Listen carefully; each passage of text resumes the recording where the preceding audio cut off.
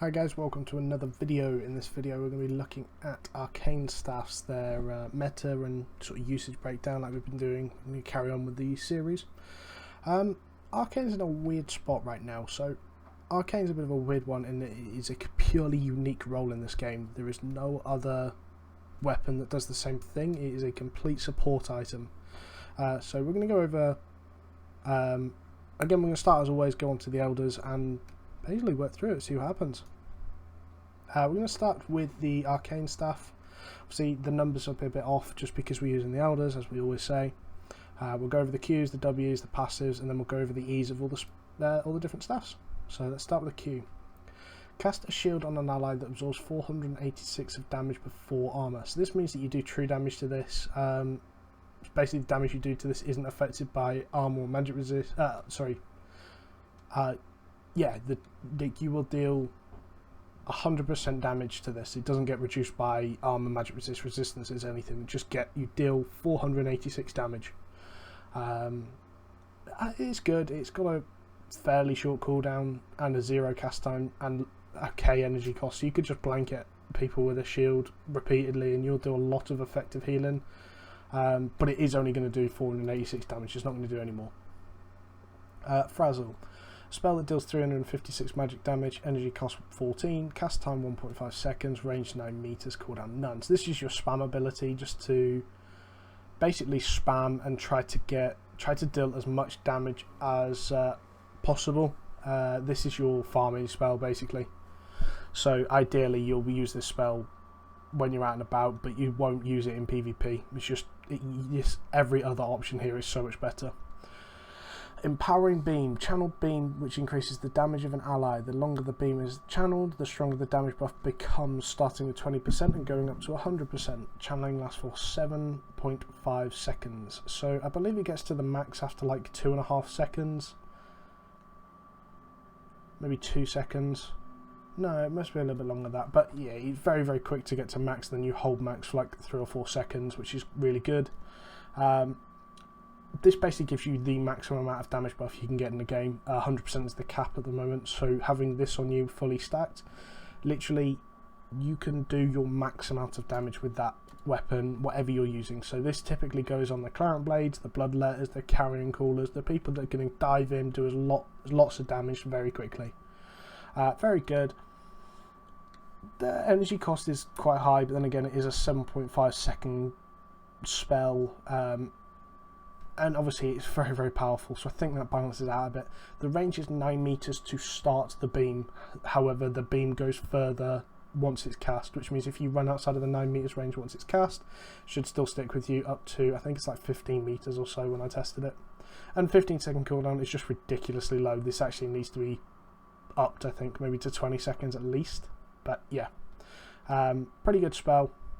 Obviously, the idea behind Arcane is that you are support. You're not there to be doing damage. You're there to be basically half a DPS, half a healer. The half DPS is that you buff a DPS, and the half healer is that you're shielding entire groups. You've then got Motivating Cleanse. Increases an ally's movement speed by 20% for 5 seconds. Also removes any movement impairing and debuff effects from the target and allies in close proximity. So if you don't have a cleanse, Arcane's a good one to bring because it always has this cleanse. There's nothing else really to say about it. It is just a cleanse. It's the same as the Druid cleanse. It's the same as the Mercenary Hood cleanse, except it gives whoever you cast it on a 20% move speed buff, which is kind of negligible in fairness.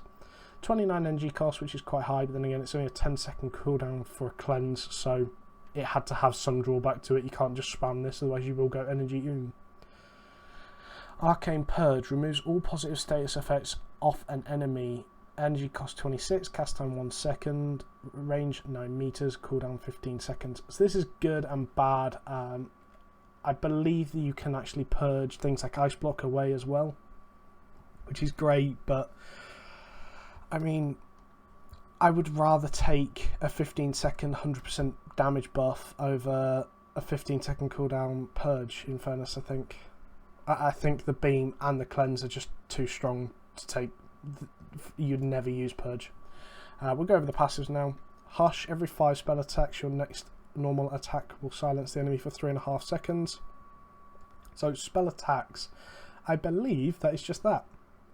or maybe an E, but like I think it's an attack on an enemy as opposed to like a buff, so that's a bit of a weird interaction with that one. I'm not sure about that one. Then again, it is very strong for a 3.5 second silence. Every normal attack you restore 4 energy. I love this spell every time. I would actually say it has a place in this one because you can auto attack in between casting your shields and your beam, so you can actually get energy back and be a bit self-sustaining. Magic Force, every 6 activated spells, your next normal attack will knock the enemy away and interrupt their spell casting. Pretty strong. You can knock someone away, but I mean, timing it to interrupt a spell cast with an auto attack is going to be pretty difficult. Then you have Calmness, every 5 activated spells, your resistances are increased by 68 for 3 seconds. I would actually either use that one. However, as an Arcane, you're probably not going to be focused very much. I believe you can put that on yourself. So you can't put the shield on yourself, so actually, yeah, that would be a good one. Or Energetic if you just wanted the sustained fights. And then the E. Arcane Orb shoots a powerful sphere in the targeted direction. When it hits an enemy, it will explode in a 7 meter radius and knock all enemies back 21.37 meters, dealing 109 magic damage and silencing them for 6.1 seconds. Pretty trash. Like, you're not going to hit people with it. If you hit them, they're bad, basically. It might have a place in GVGs where you're fighting around choke points. In Hellgates, this is terrible. Do not use this in Hellgates. It's a very slow moving thing, and yeah, it doesn't knock them back. It knocks them back quite far, but I can't see it hitting too many people for it to make enough of a difference in a team fight. GVGs is a little different because you've got choke point fighting and a lot of crowd control, so this is then you can play around that, but other than that, I'm not really sure, to be honest. I don't like this E currently. We'll move on to the Great Arcane stuff. I'm actually trying to remember which ones are the... Yeah, okay. I'm trying to remember which ones are the artifacts. I haven't actually done... So I played a little bit with Arcane at the start of my time playing this beta.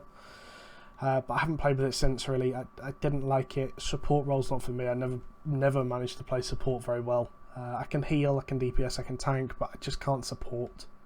Got to be doing them big numbers, yo. Magic Sphere. Creates a magic sphere around an ally for 7 seconds, increasing magic resist by 241 for up to 5 allies in a 5 meter radius. Enemies in the sphere lose energy every 5 seconds and will be revealed from invis.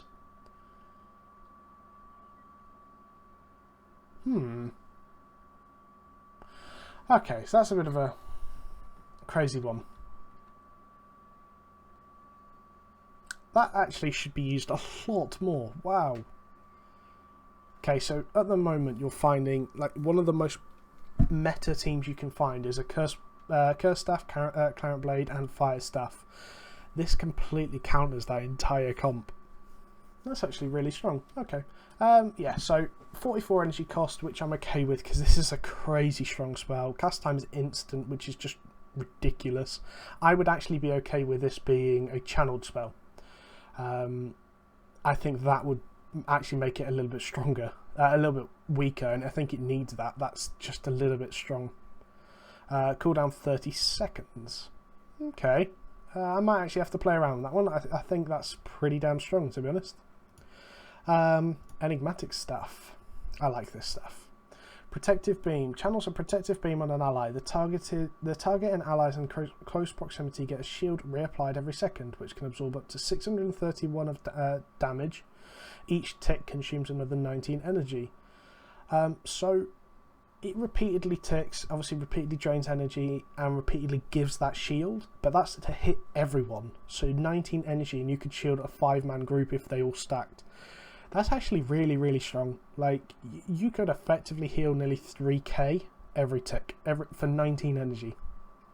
That's crazy. That's like having more Knight's Boots. Knight's Boots are known for being ridiculously strong. This makes it even stronger. Like, you can just shield everybody so much. But it is channeled, so therefore expect to get interrupted. Don't expect to be able to channel it too long, mainly because the energy cost is quite high as well. But yeah. So we're going to go on to the Witchwork stuff then. I love this stuff as well. Black Hole. A black hole that pulls any enemy caught into its centre and then collapses, dealing 495 damage and slowing them by 16% for 15 seconds.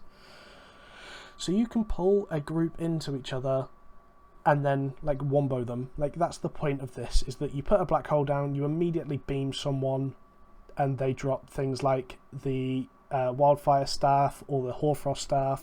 Basically they put a wombo combo spell in there, and you can wipe groups with this. Just a well placed black hole will wipe a group, because you'll put 3 or 4 people on top of each other. A Clarent Blade can run in and E4 people. Like I say, you can just follow up on it so well that I think it's just really strong. But there is a lot of counterplay to it. I believe it can also be cleansed off, so it can cleanse that it doesn't pull you in. Don't count me on that, but I'm pretty sure you can. Which makes it a little weaker, but I think that's a good balance to it, to be honest. And then the Occult staff. This spell is just so long. Time Corridor. Creates a corridor of altered time. Inside it, you and your allies' move speed is increased by 60%. Meanwhile, allies' move speed is decreased by 25%, and they take 60 damage per second while inside it. The corridor collapses after 8 seconds as reality reasserts itself. So basically, you get a move speed. Enemies get a move speed decrease and take a little bit of damage. It's good, but I wouldn't ever use this over the Enigmatic staff with a shield, the Witchbook staff with a black hole, or the Great Arcane with the debuff. Like, I think all of them are just flat out better, to be honest. Yeah, so Arcane's in a bit of a weird spot right now, just because the buffs, the nerfs recently, sorry, they've kind of been dropped out of the meta completely. It's the same thing as with daggers. Daggers aren't all in a bad place, but because they got nerfed, they're falling out of the meta. I think people need to start re-looking at this. I think it is really strong. It just, like I say, it's in a bit of a weird space. But definitely give them a go. I think they can be strong. I know there are some buffs coming to them soon, or some changes, should I say. So yeah, definitely have a look at them, see what happens. Anyway guys, thanks for watching, and catch you later. Goodbye.